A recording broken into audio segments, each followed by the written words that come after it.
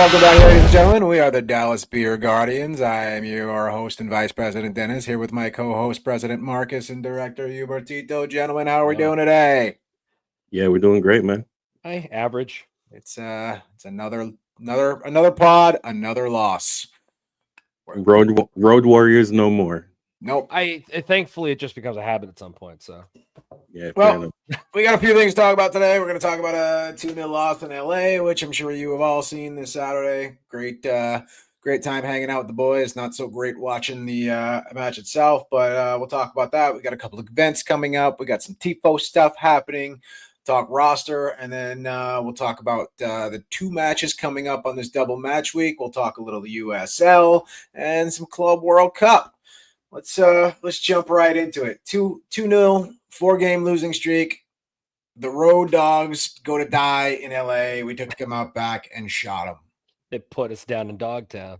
Yes, indeed. Yes, indeed. Also, so some quick housekeeping notes before we get into it. I want to thank. We got 12 new subscribers on YouTube this week, so that's our largest growth. I want to shout out leadership. Finally, all liked it and subscribed. Is that what happened? Pretty much. That's basically what it was. So far, since we started the pod, I think we're up by 25 or 30, somewhere around there.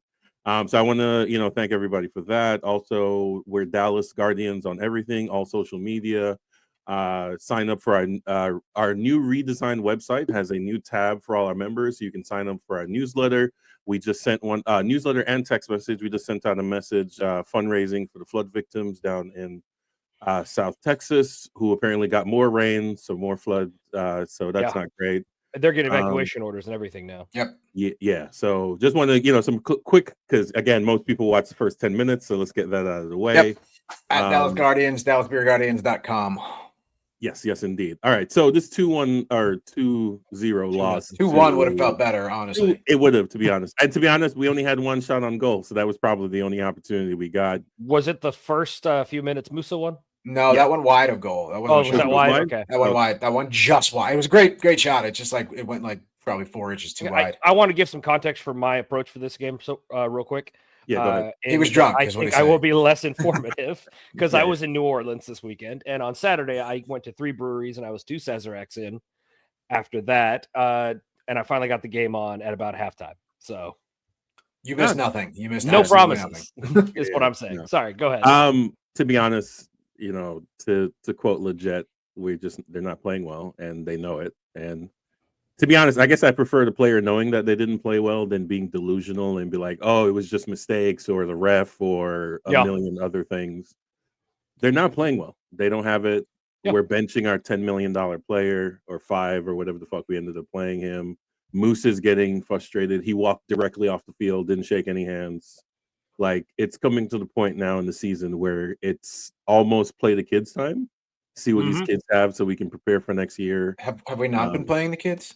No, I mean, not really. Not really, actually. I mean, we had Tarek Scott minutes. We've got Logan Farrington minutes. We've got...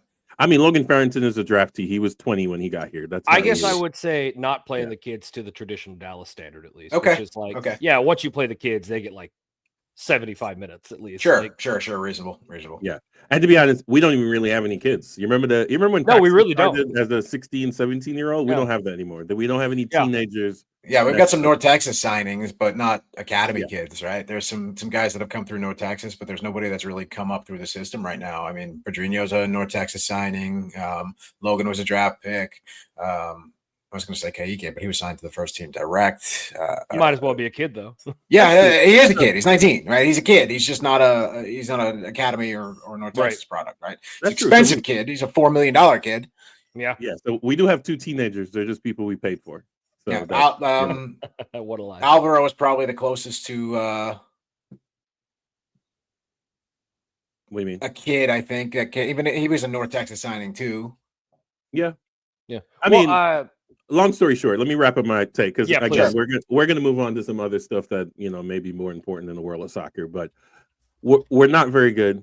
This is a doubleheader, so we play again on Wednesday against a team that also has our number at home. So I foresee another loss. So that would be 5 in a row.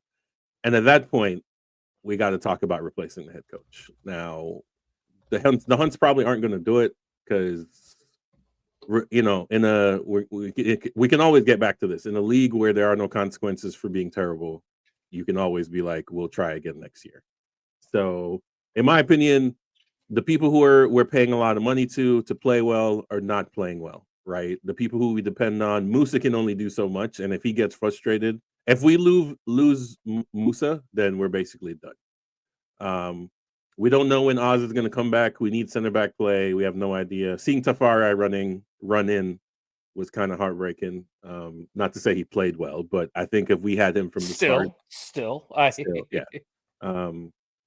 And then the fact that we're bringing our former MVP on from off the bench, and he still has this flopping mentality that is. Yeah. I mean, the dude got another yellow card suspension. Yeah, that's crazy. Yeah, indeed. But that's all I really have to say. So Hubert, you can go ahead and take this away. Yeah, I mean, from what little I actually got to watch, one of the things frustrating me the most is Lucho getting that suspension. Again, it's crazy to have two of those at this point in the season, in my opinion. Osaze is back, which is nice. We'll see how much they actually play him on Wednesday. And I think that matters. But I guess I start getting the discussion of, well, at this point, if I think the season is not worth pursuing, which I doubt that the Hunts believe that, because they have this like, oh, we can always push for playoffs mentality. So I think they're still going to be quote unquote trying. I almost would like to just see more kids on the field as well. And I guess by kids, I just mean players that you hope that will develop over the next couple of years, right? You know, at this point, why not just let Kaika run every game? I just don't see what the point would be otherwise. Now the Hunts love pretending that they can always make playoffs, so I don't see them. I mean, in a league where nine teams get in, there is a chance. There's what 14 in every division or every. There's always a chance, and we're shockingly not that far out of it. But that's my discussion and my rant about playoffs is a whole other discussion to be had at some point. But I don't know. It's frustrating. I think as a long-term FC Dallas player, fan. We might need you out there. I'm getting confused at how bad the quality is. I knew eventually we'd come to a time where like FC Dallas couldn't ride on this being average that they've done most of their history. Even on our good years, it felt like a little bit of luck and good coaching. At some point, if we kept trying to be average and deal the same way we were dealing, we were eventually going to fall behind. And this year feels like that with a little extra. I mean, I wouldn't say we. Here's the thing. The team's not bad, right? There's the thing about parity is that 0.5% does the job, right? Like the Galaxy won it all last year, and they're terrible. Now they lost their star player, but they have basically the rest of the squad. Yeah, and I guess really what I'm getting at is when we're talking about like possible coaching problems and stuff, that's a big one to me where the Hunts aren't willing to spend, right? And they're not willing to go out and pick up I don't even need a big name, but like I need you to be willing to pay Bruce Arena or someone. Like I don't personally want Bruce Arena, but that's just an example. Yeah, I think Arjun said it best the other night. He was like, "Yeah, we'll go out and buy, Zanata and the Hunts will go out and they'll go Ferrari shopping, but they'll get something with 280,000 miles on it." Yeah, I'm with Marcus though. I do actually think this team is better than it has performed. I just think there's a couple of pieces clearly missing, and you've got players that don't match the play that your coach wants to play, and well, that's obviously not just one person's fault, but yes, indeed. Yeah, we can all see where a lot of that blame is landing, and that's got to be Zanata, right? Absolutely. I mean, this is roster construction, but on the same token, he's doing his job. He's doing what he was hired to do, right? He's bringing in players. He's buying players, ideally low, and selling high, like he did with Alan Velasco, right? That's, we made what $3-4 million on Velasco plus whatever we're going to make on the back end if and when he moves on. Who knows what he's going to do? But he's guys like Tessman that he's moved on. That's what he was hired to do. That's what this club is. That's what this club is, right? This club is not go out and win MLS every year. This club is buy low, buy players low, sell players high. That's where they make money. Yeah, it's like a mid-table English club. Like it's Yeah, I actually saw something. There was a meme somebody posted recently. I think it was like RM Reddit, like MLS or something. It was like, oh, if I own an MLS club and I couldn't go down, I would just go buy, and there was no risk of going down. I would just go buy players really cheap and sell them really expensive. Congratulations, you've invented FC Dallas. Yeah, congrats. That's who we are. But yeah, I agree that that's generally his job. It just bothers me that there's clearly never been a conversation between like the 3 to 4 people we're pretty sure make these decisions about what an actual roster needs to be constructed as. Because I think Zanata could keep doing his job the way he's doing it and still pick the right players. They might not be the perfect players, but like you could still get a better positional setup than he did now. Here's the thing: he sold Pepe for north of $2 million. Yeah, Tanner for about 4. He's still in the red. He's still in the black, and as long as he stays in the black, that's it. I agree. Totally agree. Made $2-3 million off Velasco. He made cleared some cap space by moving Jesus out. I'm sure. We don't know what they got for Leo Chu yet, but I'm sure it was. The bag of balls that we got back was probably worth more than his value to this team anyway. He's doing what is asked of him. Unfortunately, it's not what we as fans want to see, but he is doing what he was hired to do, right? Okay, so we go back to the Hunters don't have ambition. Right. Again, they have ambition for the Chiefs to win another Not Super that Bowl. ambition. Yes, okay. Yeah. So again, then that's easy to win the Super Bowl when the best player in the draft falls to you and just falls in your lap, and because otherwise they're not going out and spending a shit ton of money on a quarterback anyway. Like, look at their facilities, right? That they have the worst facilities in the NFL. That's a constant complaint from players and things like that. They're not I'm going to invest a ton of money in a club or a franchise or anything else. They're going to run a franchise that makes money on its own and put that money back into the franchise, but they are not going in their own pockets to invest in these clubs. I mean, let's be honest, none of these owners are, right? The reason they don't have good facilities is because they can't bully Kansas City into building them winning. Exactly. So they can try the St. Louis and they know Kansas City, as nice as people in Kansas City, as nice as Missourians, is that right? That one, Missourians. As nice as they are, they would burn down Dan Hunt's house if they tried to move that team out of Kansas City. Now there's an idea. Anyway. Yeah. But so we can talk about the goals. Penalty or no penalty? What do you say, gentlemen? Penalty. 2 hands on the chest. Soft penalty. Yeah, again. I think it's soft, but a penalty. I agree. This is what, second or third game Delgado's did this, right? The last time he slid and missed and tripped the guy. That was Moore, wasn't it? Was it Shaq? That was Shaq. I could be wrong. I just skimmed through highlights. I thought it was Shaq, and it was once again Delgado did that bad giveaway. Yep. There you go. But this was Shaq, and it was once again Denny Boanga of all people, but it was a well-versed attacker hitting that Ibiaga Moore hole. Yeah. And he was exploiting it. Yeah. I can't believe you just paused me. I can't believe you just did that. You're from New York. You know how it is. I know how it is, and I can't believe you just did that. Yeah. He was exploiting that side of the field all night, and he got it, right? Yeah. I mean, he had plenty of chances coming from that side. It was an easy spot to exploit, because if you watch any sort of video of those two guys playing, the weakness, right? Shaq is not a great defender, and he didn't build his career being a great defender, and I don't think that's what it was expected him. But it definitely feels like this year has been a regression for him on the defensive side. Running him into the freaking ground like they are too. Like, it's incredible that we have no one to spell him on that side. 3 guys behind him between first team and North Texas all are out for the season with ACL injuries. So and your backup is technically Ramiro, I think, on the right. He's the only one left because the other 3 guys are out with ACL injuries. You got Enzo Newman, Herb Endeley, and the third name is escaping me right now. But insane, insane. Also, my mistake. The penalty wasn't the first goal. That was the second one. Yes. The first one was the Delgado giveaway. There you go. Yeah. That was rough. And by the way, we nearly let a third goal in off a giveaway from Ramiro later. Yeah. Mm-hmm. That's a crazy switch off we keep doing.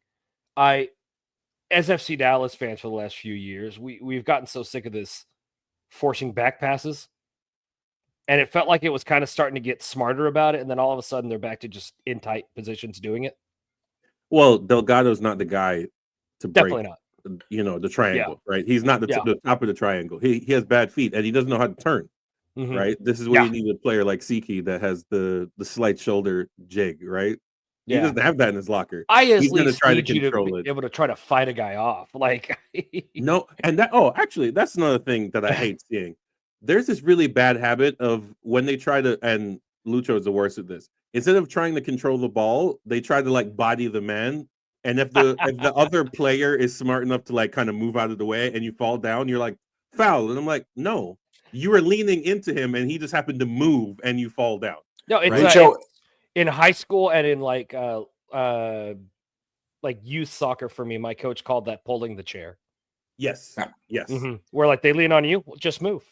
Yeah. Lucho is a foul merchant who never gets the call because he's so blatant about just throwing himself down. And and honestly, I think it's a good reason that a lot of these calls have gone against us late in games, and we haven't gotten a lot of calls late in games, because if you watch a lot of these games in the first 3, 4, 5 minutes, the second somebody's too close to Lucho, he's bumping and running and getting knocked down and throwing his arms up and waving for a call early.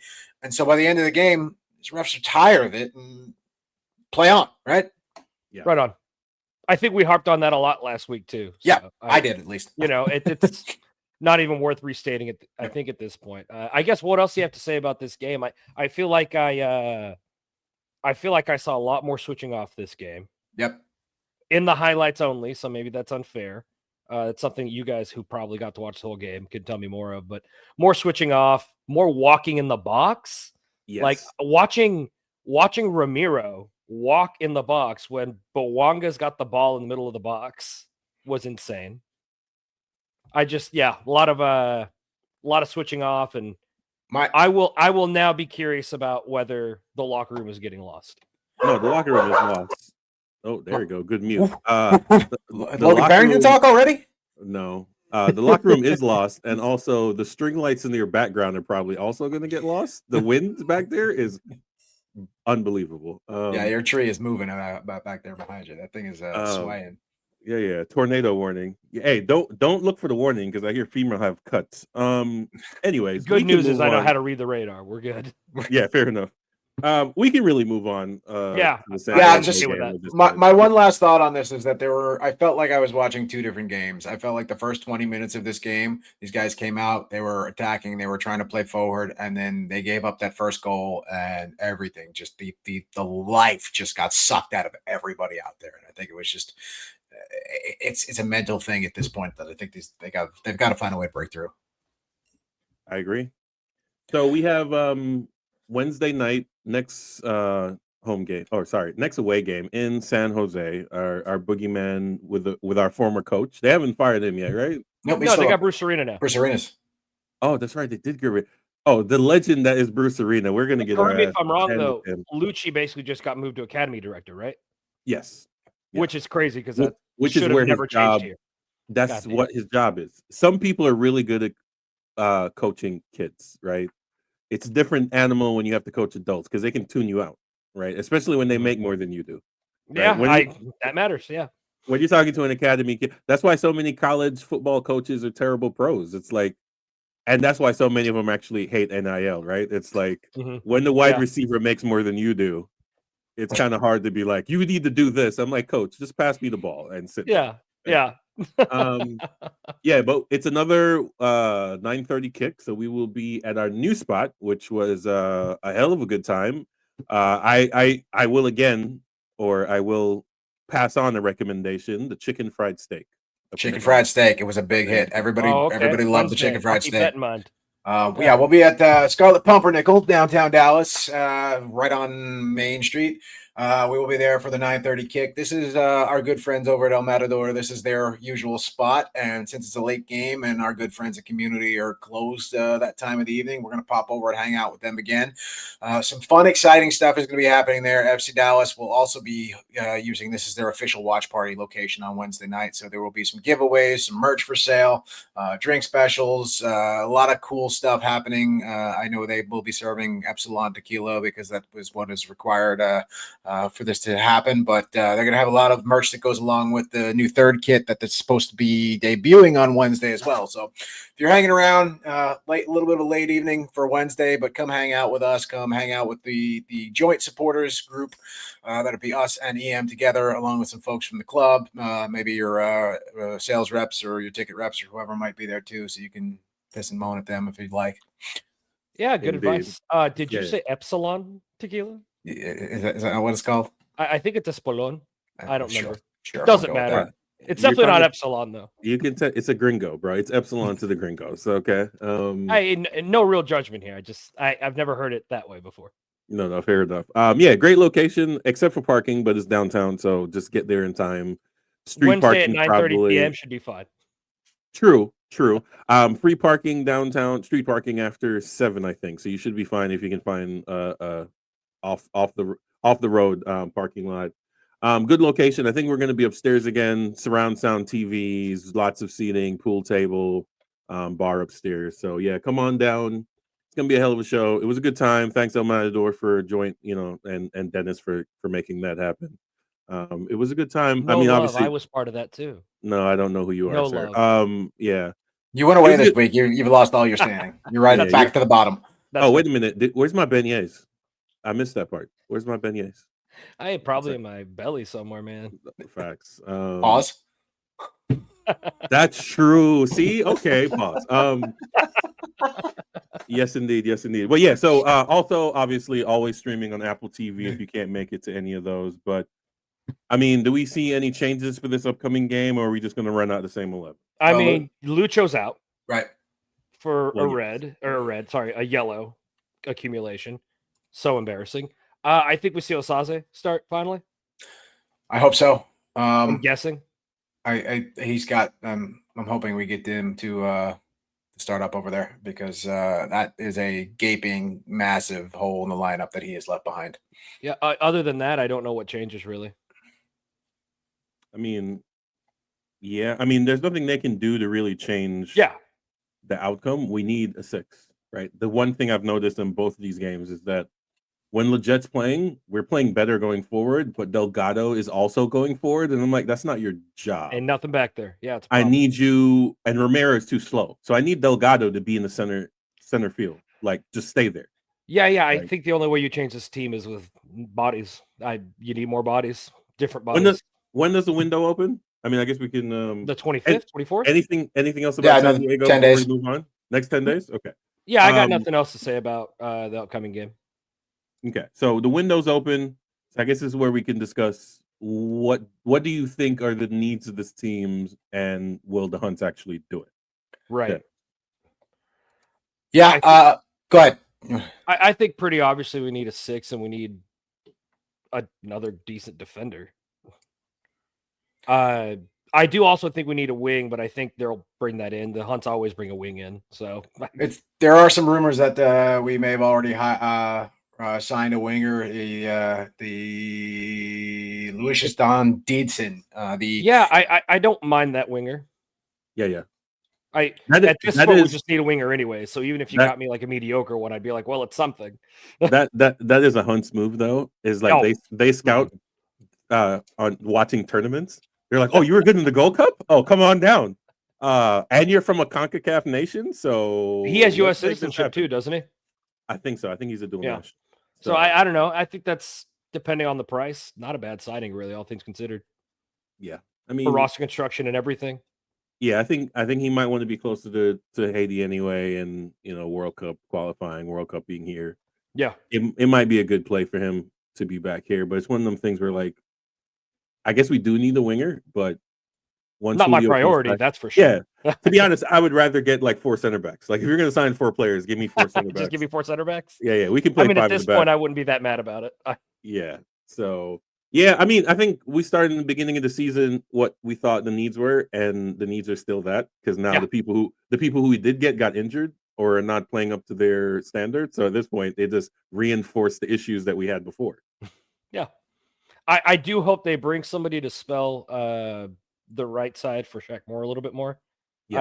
I just hate watching somebody that kind of position get ran out every game. It's like exactly what happened to Farfan last year or the last 2 years, right? They ran him into the ground because there was nobody to play behind him on the left side. And you ran him to the ground playing a role that he's not really built for, too. Right. Like, at least Shaq Moore's built for that. But, like, man, come on. Build a roster. Right.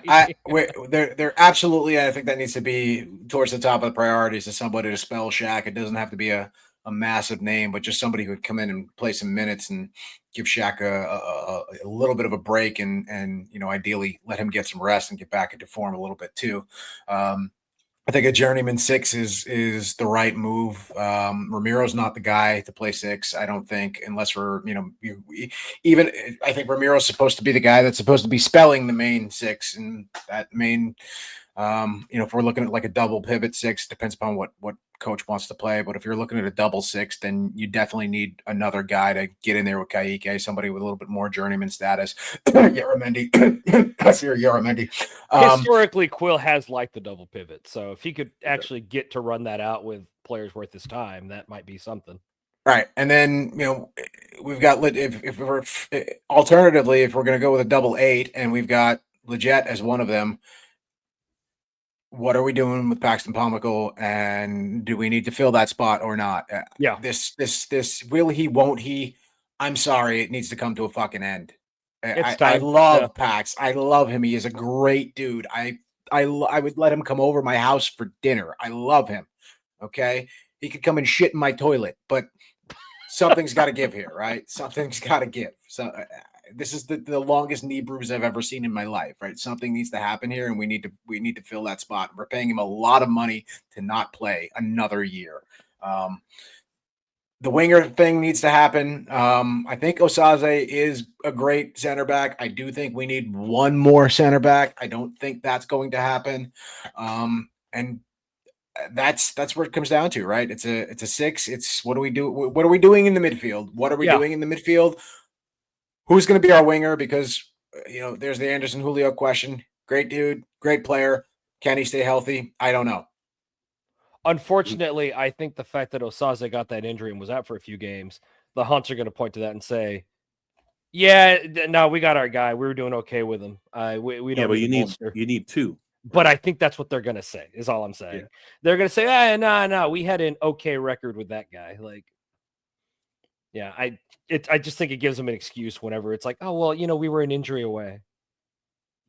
I mean, it's so typical. You can be an injury away your whole career as long as I'm alive. This is not a good play. But anyways, the Hunts are always a player away, right? If Mara Diaz didn't get injured, we would have been right there, right? It's the same thing every year. And at a certain point, we've got to come to an understanding like, no, you need a team, right? Michael Jordan is not Michael Jordan without Pippen and Rodman. And I think we all know that. Yeah, right? You get a superstar and you put people that matter around them. Like exactly. And that's it's not to tear them down. It's that, when they don't have to carry the whole team, they get to be magical. Yeah. And so for all those who are watching on YouTube, this is the rumored sign-in to FC Dallas. You can go look him up. I mean, the value is about our window. He's from the Danish Super League. I don't know. Yeah. I watched the Eredivisie, right? Is that how you would pronounce that, right? I don't really watch the Dutch Super League. So. Eredivisie. Eredivisie. There we go. But yeah, so this is a rumored signing, and usually by the time it gets to transfer market, it's probably ironed out. To be honest, it's very rare that it makes it there, and we don't get them. Yeah. Signed. Well, we've seen good players come from that area into Major League Soccer. I think you're running into the same problem as usual, though. That's your midseason signings, at least here, never seem to do much. Yeah, by the time they the year of, yeah. Because here's the thing. But our summer window is their summer window, so it's not like we get guys mid-season, right? We're getting guys in preseason form. So, that being said, he played for Haiti in the Gold Cup, so maybe he got some minutes. Maybe he's warmed up. I don't know. But we're thinking about. No, he could probably take the heat. True. But Sapase, I wouldn't mind a Haitian on the team for sure. Nah, Sam, I think I have a Haitian flag in the car. I'll bust that thing out. Facts. Love Haiti. Go look at Haiti's history, all right? Oh no, again, not a political show. We talked about this. Oh, I'm just saying, look up Hades. Also, a great place to visit. Oh, most definitely. Well, not right now, maybe, but maybe not right now, but it is a beautiful country. No, most definitely. All right, so so this is a doubleheader week. San Jose on Wednesday, 9:30. Like I said, join us at Pumpernickel, and also, what is the other location again, guys? We'll be up at Derbyshire and Frisco as well. You can hang out with Brian and the rest of our Frisco friends up there. That's a great little spot as well, and directly across from the stadium, so you know where it is. Also, if you made it this deep into the pod, long sleeve jerseys are in. So if we see you, that will lead us into Saturday and TIFO. So I'll let Dennis go in this part. But Saturday we play St. Louis at home, so we know what that means. We're going to be cooking up some St. Louis style ribs, is what that means. Matty. Regular ribs, but not as good. Cool. Right. pretty much. Just kidding. I'm just kidding. Oh goodness. No, you know Matt puts his foot into everything that we get going over here, so it's going to be a good time. It'll be the usual with the usuals. We'll be rocking and rolling. One thing I do, and I'm going to drop this in our Discord as well. Being that Saturday is also 90s night for the club, they're going to be doing the throwback kit and the throwback merch and all the other the OGs are going to be coming out. You're going to get Christ out there. You're going to have the Ryan family out there. A bunch of the old players are going to come out and do the burn thing. I do want to extend a tailgate invitation to all of our good friends, those who have been members of supporters group in the past, whether it be DVG, EM, Inferno, or any other groups that have come before us. Come hang, come tailgate with us. Let's do our own little throwback night, right? Let's have a good time. Let's kick some ass. Let's drink some beers. Let's get really down and dirty and just have some fun. Then once we get inside, we're going to be dropping the TIFO. Hubert and I will be up there with a good chunk of the crew this evening at the stadium to finish painting this thing. I am excited. I don't want to give too much away, but I am excited, and this thing's going to look badass. Hubert, what do you think? Yeah, no, I'm just excited that we're getting this kind of stuff rolling again, and the interest that people have shown it has been awesome. There's been people from every supporters group have come out, which, that's great. It's always good to see all the groups working together on something. But you got to give a shout out to Gould, who's put in a ton of work and effort. Stephen Gould, former DVG president, loves doing these and the work he has put in to all of them in the past, even. Great. Just, it's absolutely incredible, and I think the work that's gone into this one is great. That's gonna be fun, and watch your televisions. That's all I can say. If you're not going to be at the match, watch your TV, and you'll see what we're doing with that. Outside of that, I mean, you guys have been doing this a lot longer than I have. What does this TIFO stuff mean to you? What does it do? Being able to do this again really mean to you guys? Marcus, you want to go first? Or want me to go first? I mean, by the time I actually got serious in the DBG, they stopped doing the TIFOs, right? Because we haven't really done them since COVID. We haven't had a spot for it, really. Yeah, because even before then, we had the rig to do it. Let's just put it this way: TIFOs, flares. That's how the supporters express themselves, right? If we need to make a statement, if we need to support the team, if we need to get our point across that maybe the team isn't doing what we think they need to do, even though there are restrictions in that, obviously. But this is how supporters express themselves around the world. And again, this is the world's game. So the fact that we have not been able to do that, and even when we were able to do that, it was kind of semi-successful.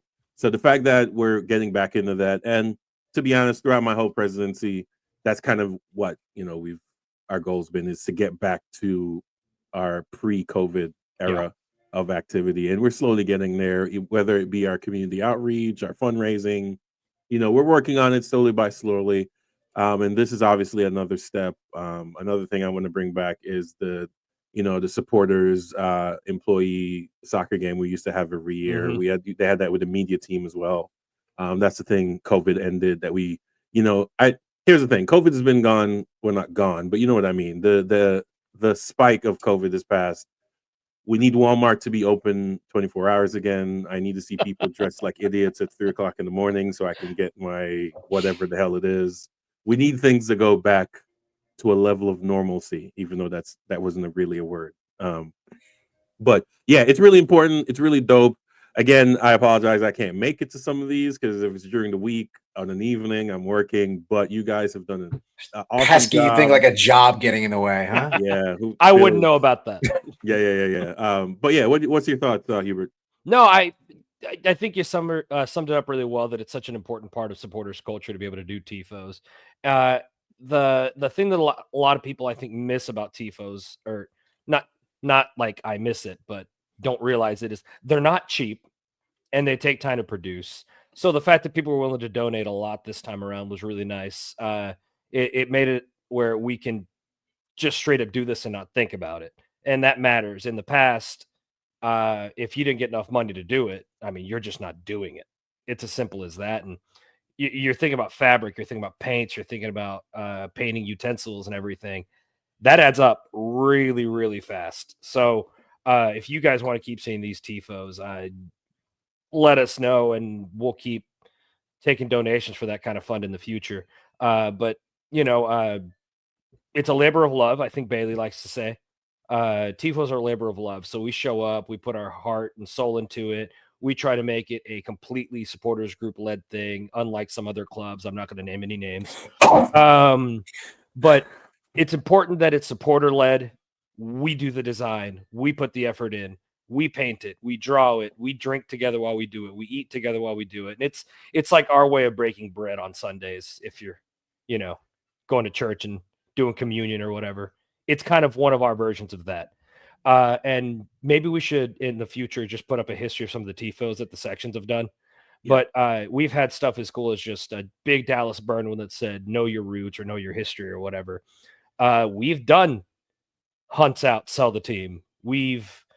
That's still around. We might be able to reuse that one. Yeah, we've done all sorts of them. We've done an Attack on Titan tifo. I think that was mostly EM and Steven, but like it runs the gamut. So if you haven't seen tifos, look them up, and you can see the potential of what can be done in that. So if you come to the game, come to the section, help us hoist it.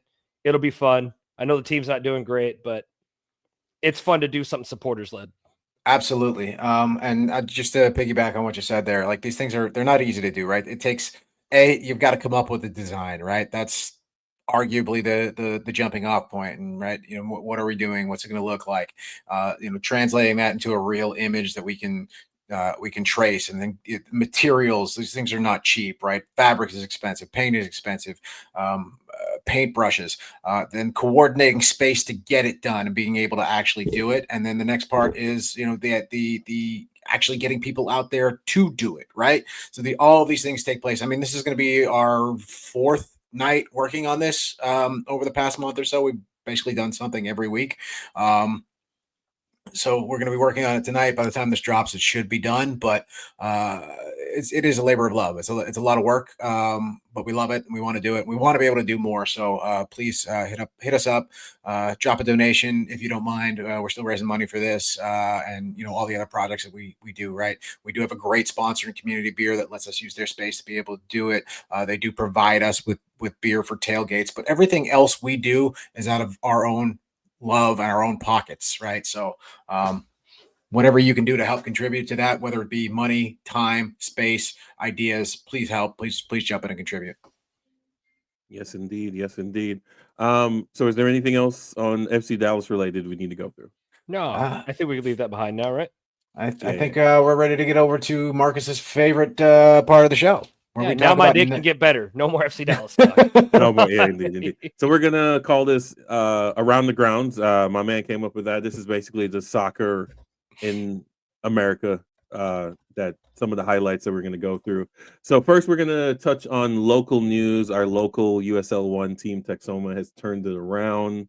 Yeah, they have. They're currently, they went from bottom of the table to they're in a playoff position right now at 7th, because 8 teams get to go into the playoffs, and then obviously we wouldn't get a home game, but that would be in their first season, especially when they started off as bottom dwellers. I mean, they reshaped the entire team basically. They're 2-1-2, or wait. So 2 wins, 2 draws, and 1 loss last 5 games. So that is a massive turnaround. 19 points. This is basically the half point in the season for them. They have 15 more games, so basically cut in half. Take this past weekend with a grain of salt, because that game was supposed to start at 7:30, and due to weather delays, it didn't start till nearly midnight. I believe it was like 11:30 something when that game actually started. So take this result with a grain of salt, because that's a long time to wait around and cool off and warm up and cool off and warm up. That was against Portland Hearts Pine, right? That was, and Portland is a great team too, though. I mean, off the field, great team. On the field, they're working through like every first year team. To be honest, if you look at the bottom of the table, it's basically all the first year teams except for AV Alta, who are in second place, 4 points short of Spokane, which is obviously a powerhouse at that level. But yeah, we just want to, we're glad they turned it around. Attendance seems to be stabilizing at about 1,100 a game, which it's not great, but not bad given the circumstances. Because we have teams like South Georgia Tormenta that are getting 400 and 500 a game. So obviously, we were all worried about Texoma, but it seems like they're leveling it off. And to be honest, at this level, attendance is the moneymaker, right? There are few exceptions to that rule, but if you're not getting people in butts, then you can't sell to vendors to get food. I think you meant butts in seats. In seats. Yeah, there we go. Wow. People's butts in seats. Yeah, pause. Pause. Indeed. So that's obviously our local team, and then we have what could be one of our future local teams. So Fort Worth City, Fort Worth ISD, and I don't know, the Stockyards Corporation, whatever they called it over there, are talking about revitalizing Farrington Field, which is a historic built in 1939 for $300,000. Which whenever I see those numbers, I'm like, you could build a stadium for that much. Isn't that crazy? That's the equivalent of like 40 million in today's money back then. So they're not talking bad about for a stadium though. Still, that's a fact. I mean, there wasn't amenities. There was no ADA. Like there it was a big seating, right? We just need to put concrete seating, and that was all we really needed. So they're talking about updating that. So they passed the city passed a new special tax zone, is what they call it, where they will divert certain property taxes, sales taxes from that area into revitalizing the entire area because flood issues, etc. But a part of that revitalization is maybe updating Farrington Field for professional soccer. And we've got images. Check that out. Oh, look at that. I'm telling you, AI makes everything easier. You used to have to hire someone for this. Now you can just I would take this with a huge lumping. Is that Rose Lavelle on the video board? Yes, it's actually it's actually the women's national team. This would actually qualify to get national team games. So I will say this is actually a really great development. The one thing I will take with a massive heaping amount of salt is the coverings. These are always the first things to go when the budget gets tight, right? Yeah. It's like, what can we cut? We don't need the coverings. We can cut those. It's actually pretty doable. They're budgeting $55 million, which is why I said the first thing to go is going to be the covering. They're keeping the original stands. They're going to update them for ADA, which means elevators. There's actually, if you think about it, it's the exact same thing they're doing for the Cotton Bowl. So they're updating so that every stadium across this region, across the Metroplex, especially soccer specific stadiums, but generally every stadium across this area can do a lot better for ADA access as far as parking access and all that other stuff goes. Yes, indeed. And this is a really great location. It's down the street from Dickies Arena for all who knows that, and the Stockyards. So it's not downtown, but it is, it's a pretty important cultural part of the city. We can actually add, this is another view of it here. So yeah, I think this is a really good development, guys. What do you think of a future derby? I think both cities will lean into this. Dallas v. Fort Worth will be a hell of a show. I hope so. I'm looking forward to that. It's cool to have any rival that close, right? I know it's 40 miles. It would be one of the closest. And beyond just the men's, I think what we've talked about a couple of times now is I can't wait to see the Super League as well. I can't wait to see Dallas Trinity play whoever Fort Worth is going to be. It's just, I'm excited. There's nothing like a local rivalry, local away days, and that's some of the things we're going to really start to see across the Metroplex, especially once we start getting outside of just league play, right? You're going to start seeing Open Cup matchups, Open Cup qualifiers, Dallas Cup. There's going to be a lot of cool stuff that goes on between Atletico, Fort Worth, Texoma, McKinney, like all these things are going to come into play over the next couple of years, and it's going to be really fun to watch. And I think away days are really going to get really exciting around here. Yes, indeed. And yeah, I'm just really excited about this. Y'all know I I love the FC Dallas, not so much MLS as a business model. I want the sport to grow at every level, be it, League of Cups or NPSL or all of that. We will actually be doing a segment in the future about the women's leagues that are coming and all their growth as well. But this is right now just USL and their professional. We should bring our ladies back for that. I think that'd be Yes, a lot of indeed. fun. Yes. And another note for these two teams in the Metroplex. So technically, they're two different metro areas. So if we get both these Right. stadiums, they both are D1, Yep. Division 1 qualifying. So for all That's the people awesome. who are worried about USL maybe not getting the 12 teams, you have two right here Yep. in Fort Worth and Dallas. And I think there's another 4 that already qualify, and that includes everything except the only thing we don't know we don't know if they qualify for is owner net worth. They qualify on their metro area, stadium size, everything. So again, that's 2 already off top, and I think another 4. So I think the worry that we wouldn't get to 12 teams might be a little overdone. So that's our local expansion. But if we zoom out nationwide, with 2026 being a massive year for Oh, you're about to tug on my heartstrings. soccer, the World Cup, all it is. We're going to talk about the expansion across the country. So away days are important, especially at League One.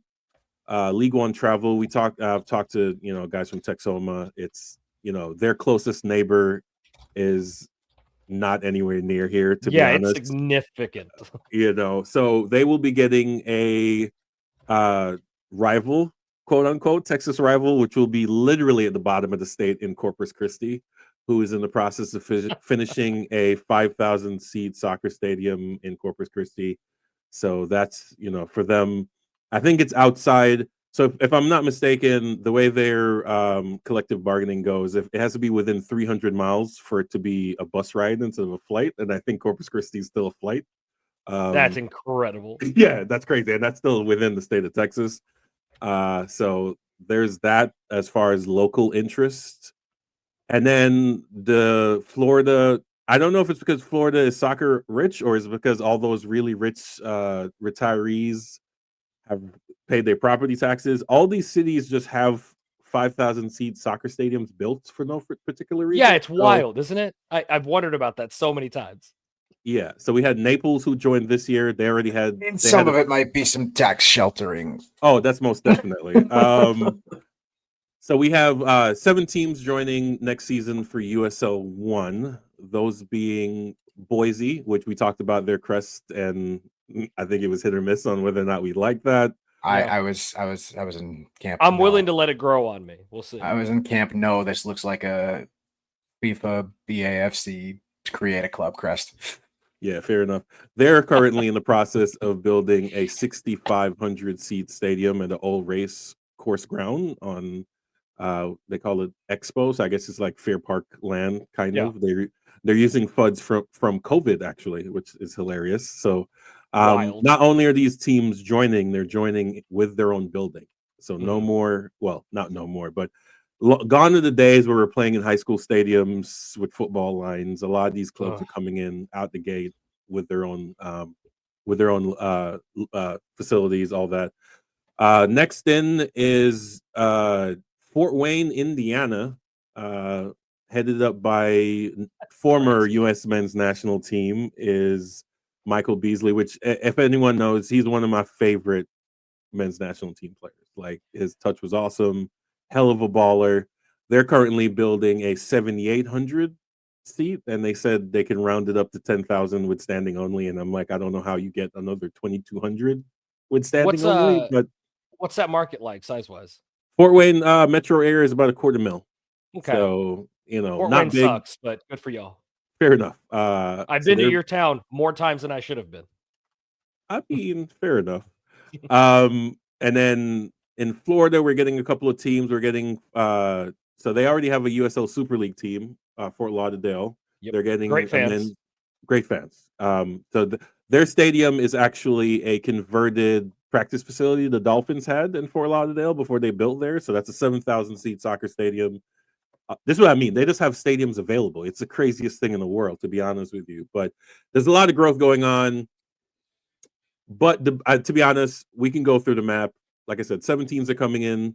6 for sure. One is a maybe. They've been kind of quiet, which is Eugene, Washington, small town of 125-ish. Massively growing area, though. Massively growing area. That's like Tyler size. Whoa. Yeah, Yes. they've been growing pretty rapidly over the past couple of years up in that particular part of the country. Yeah. So like I said, 6 teams coming. You can look it up. It's massive growth. They're gonna actually right now, because it's only 14 teams, they're doing single table home and away with 20.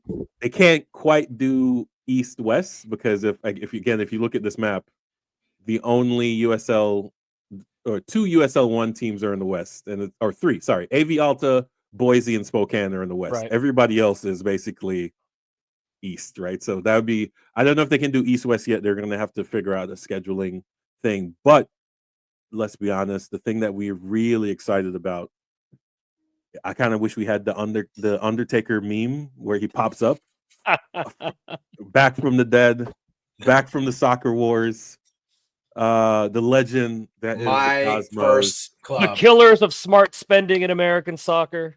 Fair enough. My first club, the first game I ever attended was a Cosmos game over back at the time. I think it was called Keyspan Park at the time. It's now the home of Brooklyn FC, which is a USL Super Club this year, and then they'll be adding a Meds club, I believe, next season over at that stadium. But I grew up with Cosmos being my hometown team. Awesome. Long before we had Red Bull or we had NYCFC, it was the Cosmos, right? And I know DBG founder Andrew Gerbosi is also a big Cosmos homer, so shout out to him on this too, because this is kind of cool. This is really cool to see this back. I'm not 100% a fan of this new logo, but I love that it's coming back. I love that the brand is coming back. I love that the name is coming back. I love that this crest is coming back, because this is just a beautiful crest. I think what I'm most excited about hearing about the Cosmos announcement has nothing to do with the brand, but I was reading some of their media stuff and interviews, and the owner has been very adamant on part of their model is to make the game affordable for more people, more kids. And he's talking about something that I think especially us that have cared about youth development have harped about for years, which is that pay-to-play model is part of what's killing this country's national team and just the team's growth in general. And he's very adamant on, no, this is going to be a community-based thing, and we want to find ways to basically make kids not have to pay to play. Yes, exciting stuff. The other thing that really excites me about this club coming back is where they're playing. As much as I would love to see them playing in New York and not New Jersey, although the heyday of the Cosmos played at the old Meadowlands Stadium, old Giant Stadium, so there's definitely a connection there. But they'll be playing at I know we throw around this term often, but I do think this is an actual historic stadium. I think Hinchcliffe Stadium in Patterson is really cool. It's home of the New York Black Yankees, home of the New York Cubans. Some really great Negro League baseball history that goes into that stadium. Some really cool stuff that's happened there over the years. So generally just exciting, right? This is just some really cool stuff all together, especially if you're from that region like I am. As if I haven't mentioned that at least once on this podcast about where I'm from. This will definitely be one of my away trips. Absolutely, next season for sure. Yeah, I would love to coordinate a trip up there with you guys and see what we can do. Maybe catch a hockey game, catch a Devils game up there while we're up there, and even because it's all right there in the area, right? The Devils play down in Newark, which is a 10-minute drive from Red Bull Stadium or Sports Illustrated, whatever the hell it's called now. There's a ton of great local sports and stuff around there too, and pop over to the city and get some real pizza, and then I'll show you guys what real food tastes like. That's a fact. We got to get a slice. I don't want to hear you tell a Jamaican man and a Mexican man what real food tastes like. That's a fact, right? Well, I Marcus, you got to tell me where I can get a beef patty out here, okay? Oh, I got you. We can make that happen. I need some cocoa bread, please. I need some beef patty with cocoa bread. Yeah, side note, they just opened a Jamaican joint in McKinney Allen area, so we can definitely hit that. They just opened one up out in Cattle Mills too. I'm gonna pop in and check that out. They got oxtail on the menu, so we're gonna have to check that out. Oh, facts. But yeah, I mean, going to New York City, you got to get a slice and a chopped cheese and hit the closest bodega. Facts. A lot. As long as they have a cat.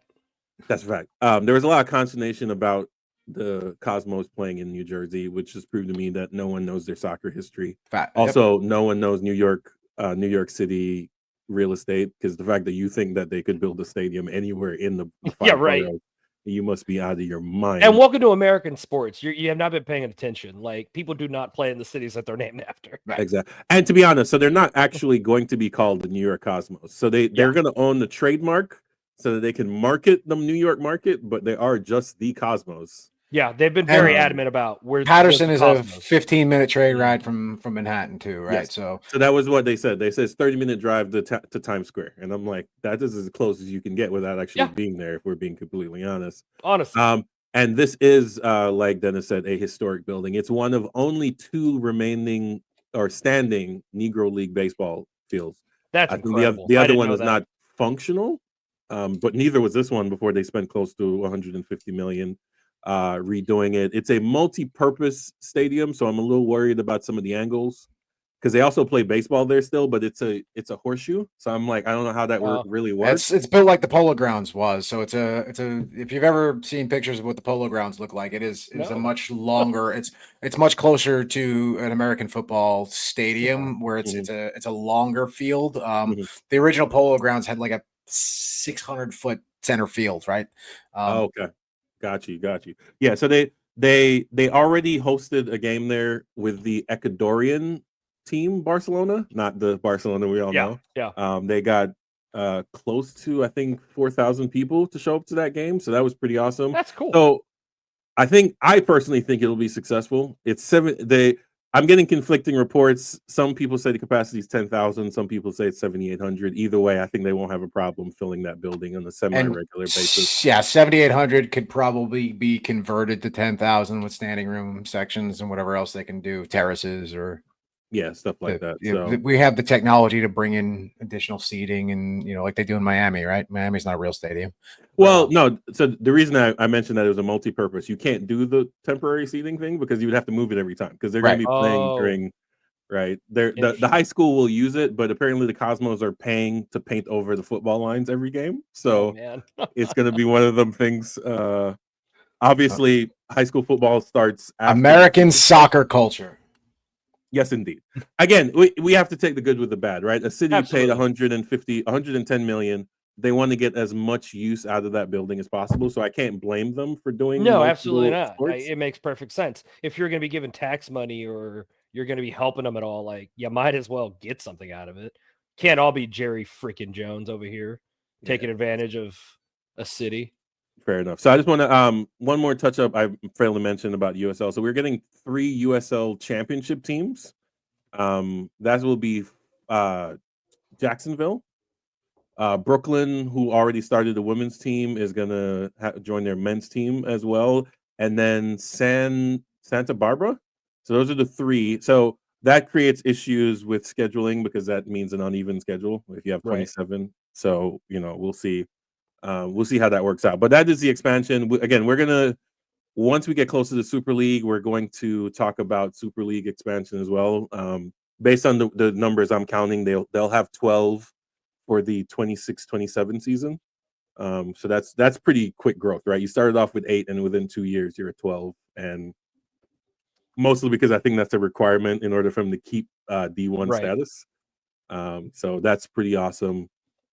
So again, support local soccer wherever you are. If there's not an MLS team, if I just showed you the map, there's probably a team, be it USL, NPSL, USL2, any of those. USL2 season just ended, by the way. I'm not sure. Did McKinney make the playoffs? No. Did we check the schedule of that? I don't believe think they so did either. But yeah, just check. USL2 is basically in every market. I think they have 170 something teams. Then you have NPSL. So again, check your local listings for availability. But we're gonna move on to the next thing that we were hosting. First, we want to congratulate Chelsea, of all fucking people. Who could have saw this? We're not congratulating Chelsea. We're not congratulating anybody. We're going to acknowledge Chelsea. Yeah, we're going to acknowledge that they won and never talk about it again. We're going to acknowledge that possibly the most hated team in the world won the Club World Cup. I mean, well, if you're, it was if either you're, them or the other most hated club in the world. So yeah. If you're anti-oil money, then I guess you got to Yeah. congratulate them. I But mean, this I may mean, be, this if might you're as well be anti-oil the- money, this might not be the sport for you. that's a This fact. might That's a literally fact. be the oil money cup. So as far as I'm concerned, Fair enough. So we just I'm again, just happy it wasn't Madrid. true. I'll take that. Like I said, I just want to congratulate, acknowledge. The final was played. It was a complete ass whooping from early. There's 3-0. something off about this photo. Yeah, some It's we're not fine. all here vibes. I don't know. Yeah. It's like where's Waldo, and then you remove Waldo. Where's type thing. Wanker? Yeah. Anyways, but yeah, it was a hell of a show. The halftime show was not great. Hopefully, they figure that out by next year when they actually host the big boy, and we figure that out. But before we get into my other topic, guys, what are your thoughts on the tournament and the final? And go ahead. I think this is great. I know a lot of people have complaints about it. It's a cash grab, but I've said this before. Every tournament's a cash grab, right? Every competition's a cash grab. There's nothing that is not a cash grab. It's just a matter of how much cash they're trying to grab and who's getting the cash and where it's going. Could it have been done a little bit better? Absolutely. Especially with leagues like MLS, where guys weren't getting paid what they should have been paid and everything else. Did it have faults? Absolutely. I absolutely think there are things that could have been done better as far as scheduling and timing. There's no reason you should be playing at 2 p.m. when it's 97 degrees out. This was definitely more geared towards the European television audience than it was the boots on the ground ticket sales. And I think that reflected in ticket sales, although the average attendance, I think, across the tournament was something like 35,000 for every game. That being said, they could have moved some of these to some smaller soccer specific stadiums as opposed to, these big NFL stadiums. Things could have been done better, but all in all, it was fun, right? It was fun to watch Brazilian teams kicking ass and really coming to play was exciting. Even just watching as much as I'm tired of the Messi effect in MLS, watching a Miami team go up against PSG, it's fun, right? Watching Seattle go up against some of the top teams in the world, it's fun to see, right? It's fun to play those hypothetical games and watch it come to fruition in real time, right? And I do love the idea of a real global competition. Yeah, I think that the first thing to be said is FIFA is a cash grab. Is really what I'd go. If you want to change that, you got to change FIFA, and that would take a lot more work than what we're going to be able to do on this podcast. But I thought the tournament was a lot of fun. I think I'd say it was successful. Definitely some flaws built into it, like you pointed out yourself already. But I thought it was a lot of fun. I think, as I said before, I was a fan of the Club World Cup before it turned into this version of the Club World Cup. So for me, it was just growth of a thing I was already kind of enjoying. So. Well, I'm going to be Mr. Contrarian. This shit was a shit show, but it was required because we need to make improvements. All the things I thought were going to be an issue. Shit show's a little harsh. Shed show, empty seats, dynamic pricing, having to basically give the tickets away last minute. Like, no, this ticket is worth $100 24 hours before the game. This ticket's worth $8. No, then what the fuck were we doing? Just anyway. So it was required. The only wait. That's depend on the thing. Not the Miami games; those were the fuck out of here. But I will say the one positive I will take from it is it gave us insight into all the shit we need to change, and they've already announced one change is that they're gonna do late games and try to put as many games as into enclosed stadiums. So the statement was a little confusing because I don't know if that means he's going to move all the games. There's no way they're going to tell MetLife we're pulling a game out of here after all the money you spent to do all this shit. There's no way they're pulling games out of. I think Charlotte's getting games, right? There's no reason. Yeah. There's no way they're pulling. That's pretty lofty. That's a hand wave. That sounds like a big hand wave. Yeah. We'll move it inside. Sure. Yeah, and then they had a meeting and they did not invite the FIFA PR Pro or whatever that is, which is the union of all the soccer players all around the world. Yeah, because the heat was definitely a factor everywhere. So, welcome to American football culture. Yeah, that's true. But here's the thing: I'm told we can't have a spring. A fall spring schedule because it gets too cold, but apparently it gets too hot in the summer. So what the fuck are we doing? It's always an excuse. This is what I mean. If we're gonna do the move everything indoors, everywhere, covered stadiums only, indoor facilities only. I mean, they're trying. The NFL is. I don't think people realize that that's a play, right? They're literally trying to bully all these people into building them new stadiums so they can put roofs on them. While Listen, I you're don't talking, care where they play as long as it's on grass and not dog shit MetLife turf, which I'm thankful we didn't have to see that. Yes. look, while you're talking about things that FIFA's decided to change in the middle of this tournament, I'd like to point out that they've also decided to drop the human rights aspect of the next World Cup, and fuck them for that. Anyway, we can keep moving. I mean, are we really expecting human rights from an organization that put I mean, a World Cup in A Qatar? year in advance, yes. I mean, to be honest, they dropped it for this one because they were going to drop it for the next one, so they wanted to say it wasn't a precedent. Yeah.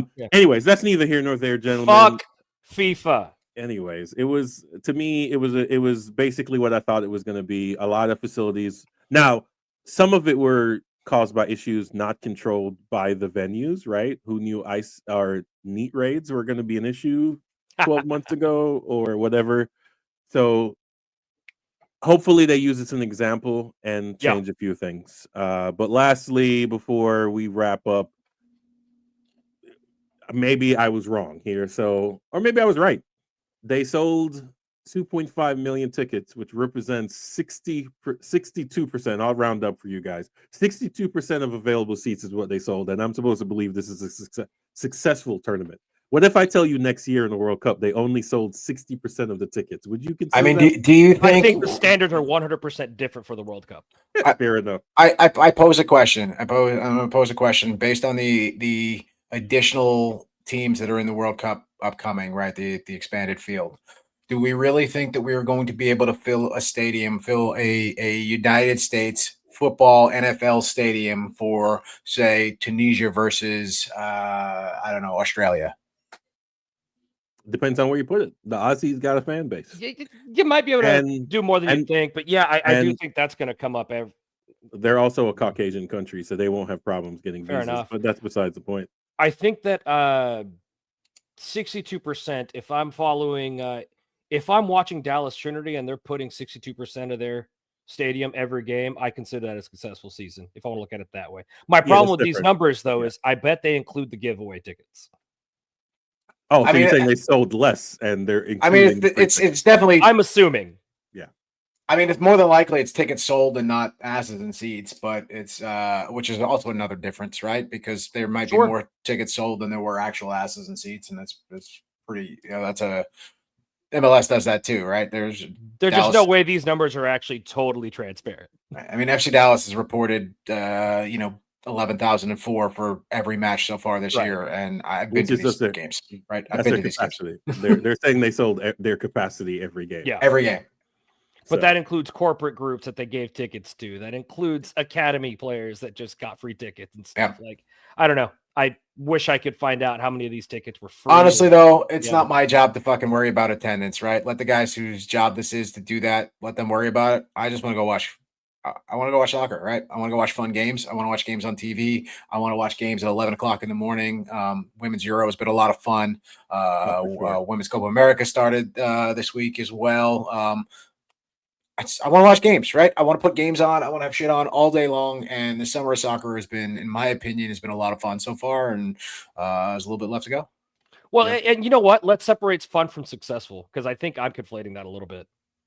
I had a lot of fun at the tournament. As a fan, it's fun. Success, whether it makes money or not, it's not my fucking problem. Well, it is if you want it to continue year over year, but that's besides the point. I will say one of the major flaws with the Club World Cup, and maybe actually hurt the attendance more than anything, is that a lot of people had to pick between a Gold Cup ticket and a Club World Cup ticket. It's like, I don't have that much money to go to both of these. Well, they weren't in overlapping markets. Yeah. It's not like they were in overlapping markets. So no, but think about it. I might be a Barcelona fan or I might be a PSG fan, but I'm also, a Mexico fan. Am I going to fly to go see a Mexico game or am I going to fly to go see a PSG game? Right? Well, you're probably going to go see a PSG game because you could see Mexico play in the States as often as you like. Every time. That's all right. Let me pick There's a bad example. Yeah. Let me pick a different team. But what I mean. To your point, yeah, that's definitely something to think about. Like, I might fly to see a European team I've never seen. Like, in an actual competitive game versus our summer friendlies that they do. Like, might. Understood. But so if it's overlapping with my national team, I definitely am going to struggle. I think that was my point, is that maybe there were some decisions that had to be made financially. If you're not paying attention, guys, inflation, cost of living, some people have to make decisions on what they spend tickets on. But that is my brief wraparound show around the grounds. It's been a hell of a summer, and Super League is only three weeks away. So around the corner, baby. Yeah, it's pretty awesome. But yeah, gentlemen, do we have any final thoughts before we get out of here? Go watch the Women's Euro. Go watch the Women's Copa America. There are some great competitions going on right now. USL playoffs are taking place right now. USL 2 playoffs are taking place. Right. Yes. Where are the Women's Euros? ESPN? Fox is carrying them. Some of you be on FS1, or some of them are on local Fox. They're bouncing around all over the place. I'm not gonna. Does anyone do streaming worse than Fox? Like, I'm just Fox is you telling me you don't like listening to Alexi Lawless? I'm going to take us out with a quote from my man Travis Helwig. For those of you who don't know, Travis Helwig is a relatively well-known comedian. I've quoted him on the show before, but I'm going to quote the same quote again. He's a relatively well-known comedian. He's a big LAFC supporter, and he's the host of the Happy Foot Sad Foot LAFC geared podcast. And Travis, to quote Travis, it's Alexi Lawless can suck my asshole. Oh my God. Like, share, and subscribe. We are blood, sweat, and tears, at least for the rest of this season. Yeah, man. Y'all, we do the best we can with what we have, and unfortunately this team does not have a lot. So okay, I'll end it with a quote of my own, which is Bender from Futurama. Your best is an idiot. Love it. At Dallas Guardians, all over social media, DallasBeerGuardians.com. Wednesday night, Scarlet Pumpernickel, come downtown, 9:30 kickoff. Come join us, EM and the club. Have some fun. Then come by and see us Saturday for a tailgate. St. Louis style ribs, community beer, and a kick-ass good time. Guardians out.